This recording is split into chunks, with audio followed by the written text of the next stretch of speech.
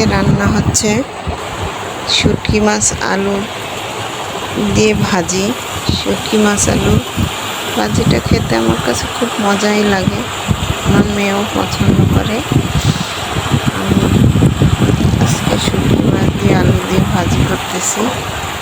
ভাজিটা প্রথমে পেঁয়াজ ভাজা হওয়ার পরে হচ্ছে যে শুটকি মাছটা তেলেই পেঁয়াজের সাথে ভেজেছিলাম। তারপরে ভাজার পরে একটু আদা বাটা, রসুন বাটা, লবণ, হলুদ দিয়ে, কাঁচামরিচ দিয়ে তারপরে একটু কষাই, তারপরে হচ্ছে যে আলুটা দিয়ে দিয়েছি।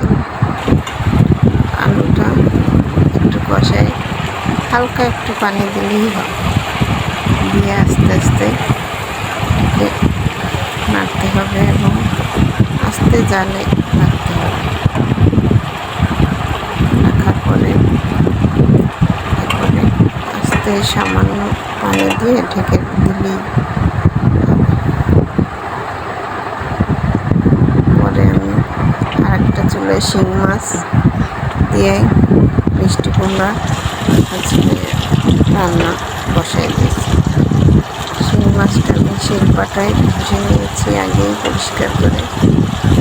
এরপরে শিং মাছটা করতে হবে। এদিকে আমার পেঁয়াজটা ভাজা হবে। শিং মাছটা ফোটার পরে পেঁয়াজ যে ভিতরে আমি হলুদ, লবণ,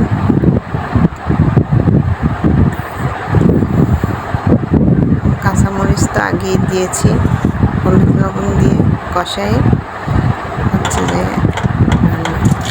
শিং মাছটা আমি কুটে নিয়েছি, নিয়ে ভালোভাবে আবার ধুয়ে নিচ্ছি। নেওয়ার পরে ওই পেঁয়াজ ভাজার ভিতরেই দিয়ে দেবো। পেঁয়াজ ভাজার ভিতরে দিয়ে হলুদ, মরিচ, বেশি কিছু দেবো না, কাঁচামরিচ দিয়ে রান্না হবে তো। হলুদ, মরিচ এবং লবণ দিয়ে মশলাটা কষাই, তার ভিতরেই শিং মাছটা দিয়ে দেবো। এদিকে আমার শুটকি মাছ ভাজি হয়ে যাচ্ছে। শুটকি মাছটা অল্প তাপেই আস্তে আস্তে হচ্ছে। হ্যাঁ, শুটকি মাছটা আমার প্রায় হয়ে এসে, আর অল্প একটু রাখলেই হয়ে যাবে। এবারে আমি শিং মাছটা দিয়ে দেবো চুলায়। শিং মাছটা মিষ্টি কুমড়া কষানো হয়ে গেছে।